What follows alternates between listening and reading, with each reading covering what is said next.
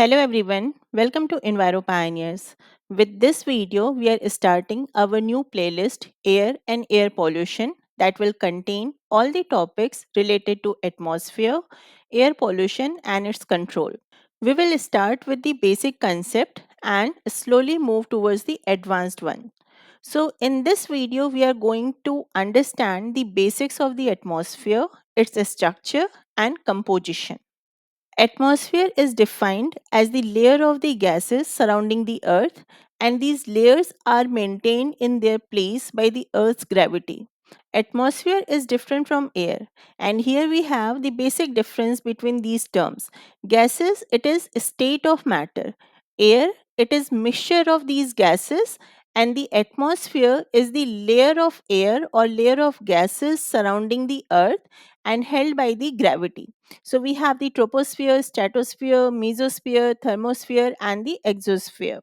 According to NASA, the upper layer of the Earth's atmosphere, that is the exosphere, it may extend up to the height of 10,000 km.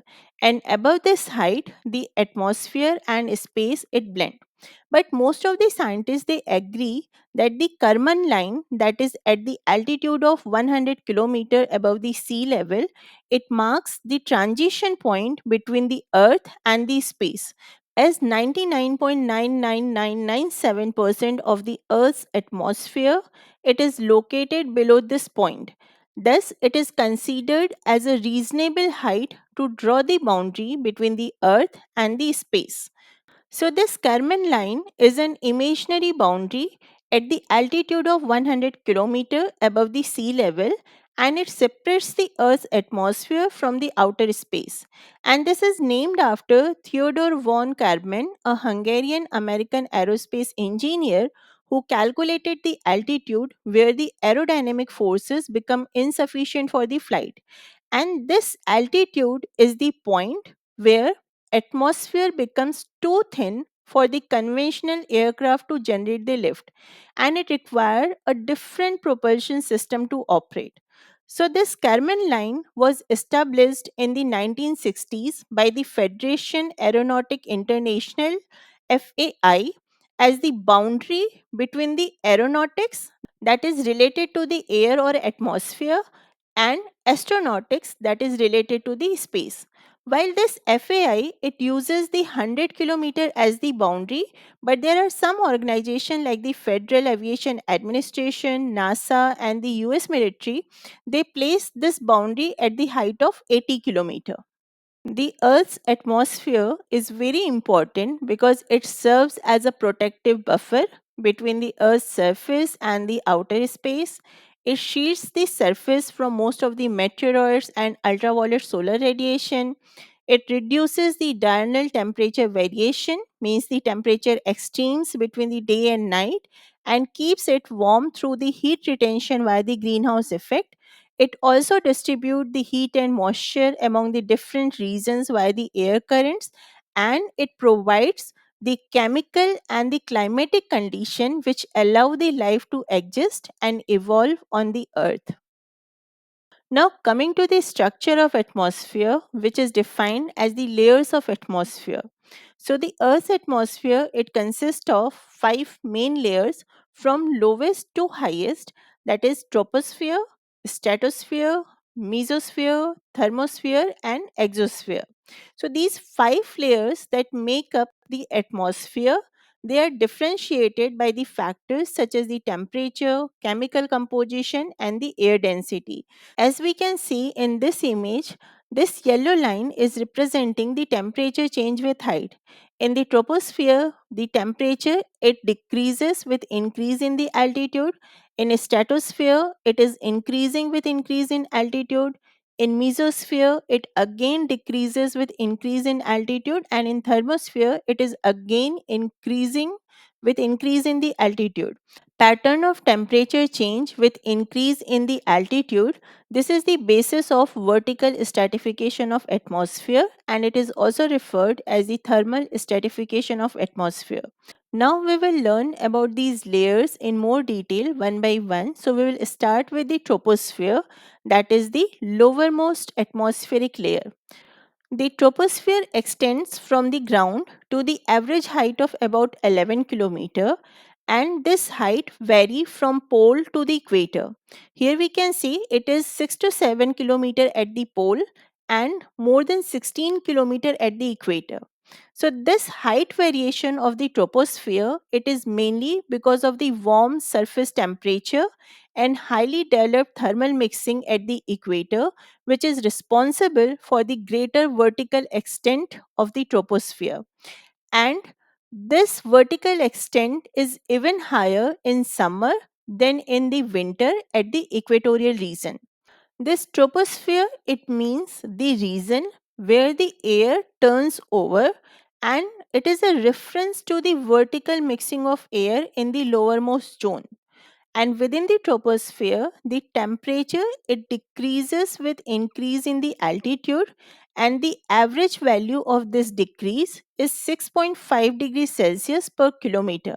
This troposphere, it contains approximately 75% of the total mass of the entire atmosphere. And this troposphere is also the densest atmospheric layer due to compression from the upper layers, and most of the atmospheric water vapor and the dust particles are present in the troposphere only. And because of that, all the cloud formation that mainly occur in the troposphere. So this is the layer which contains almost all clouds from the low-lying fog to thunderheads to high-altitude cirrus cloud. Because of the unequal heating of the Earth's surface, areas of the high pressure and low pressure are created, and the air masses, they move as wind in the troposphere. Because of the cloud formation and the wind flow, troposphere is the layer where all weather phenomena occur related to the daily weather changes as well as the seasonal weather pattern and the climate system. And at the upper edge of the troposphere, there is a narrow transition zone which is referred as the tropopause. Next layer is the stratosphere, which extends from the tropopause to about 50 km above the Earth's surface. And in comparison to the troposphere, where the atmospheric properties were characterized by the large scale turbulence and the mixing, this stratosphere is calm. Though there is a strong horizontal winds blowing in the stratosphere, but there is very little turbulence. And due to this reason, it is ideal for the commercial passenger aircraft. This stratosphere is very dry and the clouds are rare.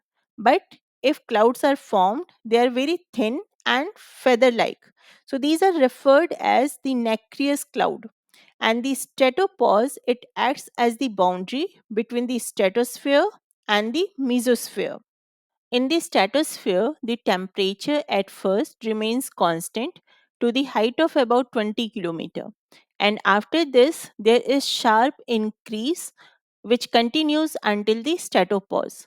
So, this increase is due to the presence of the ozone layer, which absorbs and protects the earth from the sun's ultraviolet radiation. So, the region within the stratosphere where the thin shell of ozone is found, it is referred as the ozone layer, and the maximum ozone concentration, it is present between 15 to 35 kilometer, with the peak concentration at about 25 kilometer. Above the stratosphere, we have the mesosphere, which extends from the stratopause to about 85 km above the Earth's surface. And like the troposphere, in the mesosphere also there is decrease in the temperature with increase in the altitude. And this mesosphere is the coldest atmospheric layer among all these layers. And the mesopause, that is the boundary between the mesosphere and the thermosphere, this is the coldest part of the entire atmosphere where the temperature is about minus 90 degrees Celsius. Mesosphere also has the atmosphere's highest cloud, though water vapor are present in extremely less quantity, but the temperature is so cold that the clouds of ice crystals are formed. So these clouds are called noctilucent cloud or the night shining clouds. Shooting stars that are the fiery burnout of the meteors, dust, and the rocks from the outer space, these are visible in the mesosphere. So these meteors, they burn up when they enter in the mesosphere due to their speed of travel and the increased presence of the gas molecules in the mesosphere compared to the outer atmospheric layers, that is the thermosphere and the exosphere. So this creates friction and heat which burns the incoming meteors. Most of the shooting stars are of the size of a grain of sand and they burn up before entering the stratosphere or troposphere. But some meteors are the size of the pebbles or even boulders, so their outer layer burn as they move through the mesosphere, but they are massive enough to fall through the lower atmosphere and they crash to the earth as the meteorites. Next layer above the mesosphere is the thermosphere, and it extends from the mesopause to the altitude of about 690 km above the Earth's surface. And as the name suggests, this layer it have much higher temperature, and the temperature in this layer can be greater than 1200 degrees Celsius. So this high temperature it is mainly because of the absorption of the intense solar radiation by the oxygen molecules. Though the temperature in this layer is very high, but the amount of heat energy involved is very small because the temperature is defined in terms of the average speed at which molecules move. Because the gases in the thermosphere layer are moving at very high speed, the temperature is high. But the gases are in very less quantity and they collectively possess very less amount of heat. As we can see in the thermosphere, we have the International Space Station, Space Shuttle, and the Hubble Space Telescope that orbit the Earth in this particular layer. Above the thermosphere, we have the exosphere, that is the outermost layer of the atmosphere, and it is the least dense. And it extends from about 690 kilometer to 10,000 kilometer above the Earth. And this exact altitude it can vary based on the solar activity. So this exosphere it expands and contracts as it comes into contact with the solar storms, and its lower boundary is called exobase or exopause, and this is the altitude above which the atmospheric temperature remains almost constant. And at the upper boundary of the exosphere, the ionosphere it merges with the interplanetary space or the space between the planet, and this upper boundary of the exosphere is visible in the satellite images of the earth, and it is referred as the geocorona, that is the fuzzy blue illumination that circles the earth. And in this layer the atoms and molecules they escape into the outer space, and low earth orbit satellites they revolve around the earth. Here we have all the information compiled in a table. These are the layers. Here we have the altitude range, temperature trend, and the key features. In the troposphere, it is 0 to 11 kilometer and the temperature decreases with height. Stratosphere 11 to 50 kilometer, temperature increases with height. Mesosphere 50 to 85 kilometer, temperature again decreases with height. Thermosphere 85 to 690 kilometer, temperature increases with height. And exosphere it is from 690 kilometer to 10,000 kilometer and temperature is nearly constant. You can take the screenshot of this table and it will be helpful for quick review of all these layers. Now coming to the composition of atmosphere. So our atmosphere it is composed of the gases, water vapor and the dust particles. And the proportion of these gases it changes in the higher layers of the atmosphere. Oxygen it is almost in the negligible quantity at the height of 120 kilometer. This carbon dioxide and water vapor these are found only up to 90 kilometer from the surface of the earth. Within the gases, the main constituents of the dry atmosphere are the nitrogen, oxygen, and argon. Nitrogen, it is 78.084% by volume. Oxygen, it is 20.946% by volume, and argon, it is 0.934% by volume. As the concentration of these gases do not vary substantially in time and space, in the lower 80-kilometer layer of the atmosphere, these gases are referred as the permanent gases. Atmospheric gases are generally classified by either their amount or their residence time. So, this residence time or removal time or the lifetime, it is an average amount of time that a particle or a substance spends in a particular system. So, in this case, it is atmosphere. So this residence time for the atmosphere, it can be defined as the amount of the compound in the atmosphere divided by the rate at which this compound is removed from the atmosphere. So, based on the quantity, these atmospheric gases can be classified into major, minor, and the trace gases. So, major components are the nitrogen and oxygen, minor components are the argon and the carbon dioxide, and trace gases, which include a wide variety of compounds which are present in very small amount. And based on residence time, these atmospheric gases can be categorized into constant gases, variable gases, and highly variable gases. So, in the constant gases, we have the nitrogen, oxygen, argon, and all other noble gases. In the variable gases, we have the carbon dioxide, methane, hydrogen, and nitrous oxide. And highly variable gases, it include water vapor, carbon monoxide, ozone, nitrogen dioxide, ammonia, sulfur dioxide, and hydrogen sulfide. It is important to note that almost 100% of this atmospheric argon, it is the radiogenic argon 40 isotope, which is derived from the radioactive decay of the potassium 40 in the Earth's crust. Water vapor is also a variable gas in the atmosphere, and it decreases with altitude. In the warm and the wet tropics, it may account for 4% of the air by volume, while in the dry and the cold areas of the desert and the polar regions, it may be less than 1% of the air. This water vapor also decreases from the equator towards the pole.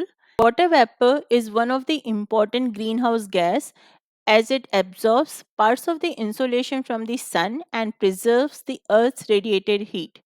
And water vapor also contributes to the stability and the instability in the air, because the formation of water vapor is associated with the latent heat of vaporization and latent heat of condensation.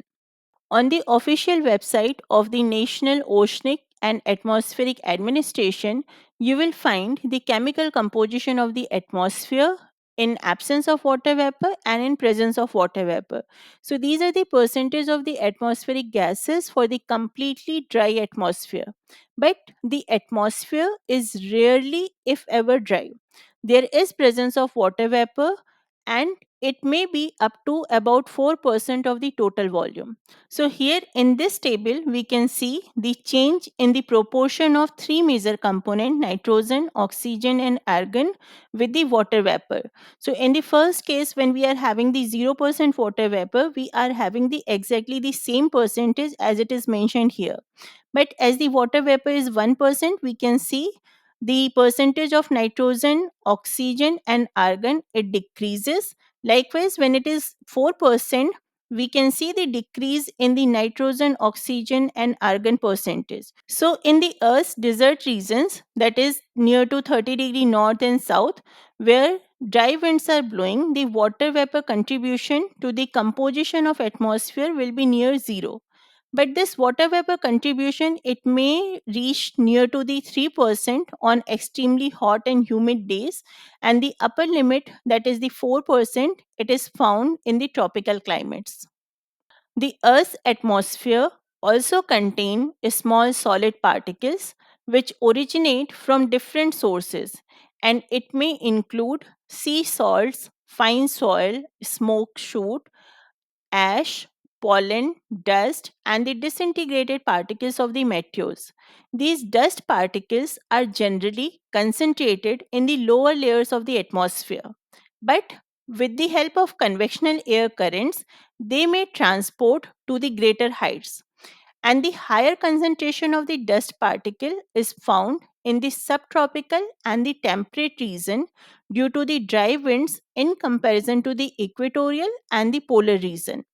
And these dust and the salt particles, they act as the hygroscopic nuclei around which the water vapor condenses to produce the clouds. According to the homogeneity of the atmospheric composition, the atmosphere may be classified into the homosphere and the heterosphere. The homosphere, it is up to the altitude of the 80 kilometer above the sea level, where due to the continuous turbulent mixing, the composition of the atmosphere is relatively constant for the chemical species which are having the long mean residence time, like the nitrogen, oxygen, and the argon. Above this homosphere is the heterosphere, means above the altitude of 80 kilometer, we have the heterosphere where the molecular diffusion dominates and the chemical composition of the atmosphere it becomes stratified and it varies according to the molecular mass of the chemical species. In between heterosphere and the homosphere, thin transition layer is there and it is referred as the turbopause. This lower heterosphere are dominated by the nitrogen and oxygen molecules, and the lighter gases are concentrated in the higher layers. Up to 1000 kilometer, the oxygen atoms are present, but above this height, we have only the helium and hydrogen as the dominant species. In the upper part of the atmosphere, from 60 kilometer to the altitude of 2000 kilometer above the Earth's surface, there is presence of ionic species or the free radicals like O plus, O2 plus, NO plus, N2 plus, and free electrons.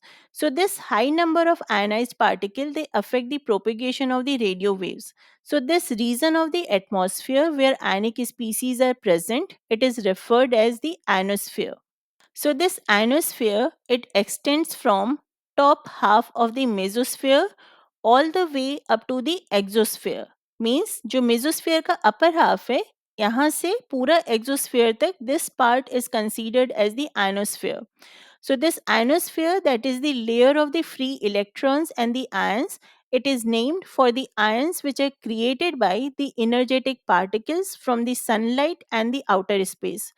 In the lower part of the ionosphere, that is in between the altitude of 60 kilometer and 600 kilometer above the Earth's surface, there are three important layers where the absorption of the solar extreme ultraviolet radiation and X-rays they ionize the neutral atmosphere. And these layers are D layer, which extend from approximately 60 to 90 kilometer. Then we have the E layer that ranges from 90 kilometer to 150 kilometer. And then we have the F layer which ranges from 150 to 500 kilometer with two sublayers as F1 and F2. The ion density of each layer it depends on the solar activity and the time of day. During day, we can see here we are having the D layer, E layer, and a very thick F layer, which is differentiated into F1 and F2 layer. These radio wave signal, which are transmitted from the Earth's surface, they get absorbed and reflected from this D layer. But during night, this D and E layer they actually disappear, and a very thin layer of F layer is present. So, during night, these radio waves can reach higher into the ionosphere. That is why the AM radio stations they can extend their range by hundreds of kilometers every night. This ionosphere also reflects the particles from the solar wind, that is the stream of highly charged particle ejected by the sun. So this electrical displays it create auroras, that is the light displays, which is also referred as the northern and the southern lights. This is all from my side in this topic structure and composition of the atmosphere. And within this topic, there are some important points to remember. Atmosphere, it may extend up to 10,000 kilometer, but the Kármán line, that is the altitude of 100 kilometer, it is commonly considered as the boundary between the Earth and space. These are the vertical layers of the atmosphere from the Earth's surface to the outer space. This is very important to note because on this basis we have the MCQs in the competitive exam. So you have to just check what is asked, whether it is from the Earth's surface to the outer space or from the outer space to the Earth's surface. Accordingly, your answer should be selected. So here we have from the Earth's surface to the outer space, and the layers are the troposphere to stratosphere, mesosphere, thermosphere, and the exosphere. So the troposphere, this is the lowermost atmospheric layer and it contains 75% of the atmospheric mass and most of the water vapor and the dust. In this, the temperature decreases with height and average decrease is 6.5 degrees Celsius per kilometer. And all the weather phenomena related to the clouds, storms, and winds, it mainly happen in the troposphere.